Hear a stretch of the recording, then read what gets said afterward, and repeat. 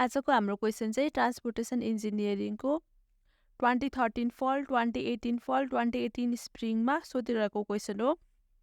Question रहेको छ a vertical summit curve is formed at a intersection of two gradients. दुईटा gradients एउटा +3% छ, अर्को चाहिँ डाउन ग्रेड छ जुन चाहिँ -5% हो। Design the length of summit curve. हामीलाई चाहिँ length of summit curve design गर्नुपर्नेछ र जसमा चाहिँ हामीलाई स्टपिङ साइड डिस्टेन्स चाहिँ फर द स्पिड अफ चाहिँ 75 किलोमिटर दिएको छ र हामीलाई अरू डाटा चाहिन्छ भने चाहिँ अज्युम गर्न भनेको छ। र सबभन्दा सुरुमा चाहिँ हामीले डाटा अज्युम गरौँ। हामीलाई चाहिँ रियाक्सन टाइम र कोफिसियन्ट अफ फ्रिक्सन चाहिँ अज्युम गर्नुपर्छ। सो मैले चाहिँ रियाक्सन टाइम टी चाहिँ 2.5 सेकेन्ड अज्युम गरेँ र कोफिसियन्ट अफ फ्रिक्सन एफ चाहिँ 0.35 र यसमा चाहिँ हाम्रो स्टपिङ साइड डिस्टेन्सको फर्मुला रहेको छ 0.278 BT plus B square by 254 F.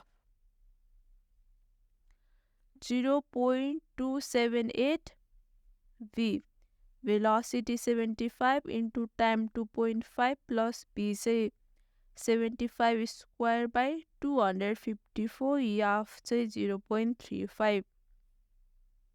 यो क्याल्कुलेट गरेर चाहिँ stopping side distance निकालौँ। 0.278 into 75 into 2.5 plus 75 square by 254 into 0.35।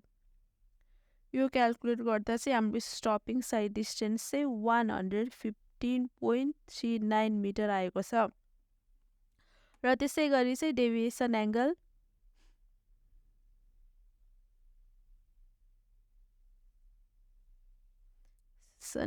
यो यान ले डिनोट गरौँ यसलाई चाहिँ, जुन चाहिँ एउटा चाहिँ +3% छ र अर्को -5% यान 1 हो, यो चाहिँ यान 2 हो।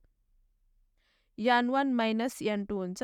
यान 1 चाहिँ 3% भनेको 0.03 माइनस यान 2 चाहिँ 5% माइनस 0.05 यो गर्दाखेरि चाहिँ 0.07 नै 0.08 हुन्छ, जुन भनेको 8% चाहिँ हाम्रो डेभिएसन भयो।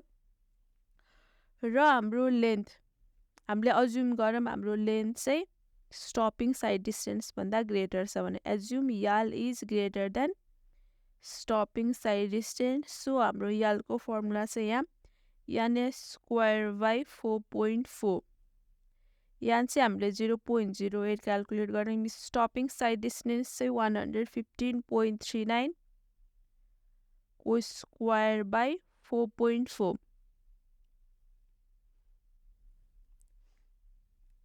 0.08 into 115.39 को स्क्वायर बाई 4.4 गर्दा चाहिँ 242.088 मिटर। सो हाम्रो लेन्थ कति आयो 242.088। राम्रो स्टपिङ साइड डिस्टेन्स कति छ 115.39। हामीले अज्युम गरेको मिल्यो। हामीले अज्युम के गर्थ्यौँ भनेपछि याल इज ग्रेटर देन एसएसटी जुन चाहिँ हामीले अज्युम गरेको मिलेको छ।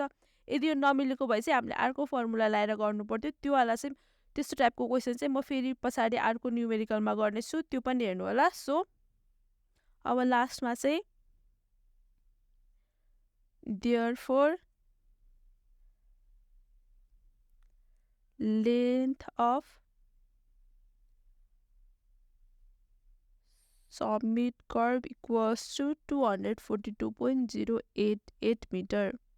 सो आजलाई यति नै, थ्याङ्क यू। सो केही कन्फ्युजन भयो भने तल कमेन्ट गर्नु होला र हाम्रो च्यानललाई लाइक र सब्सक्राइब गर्न नबिर्सिनु होला। Thank you.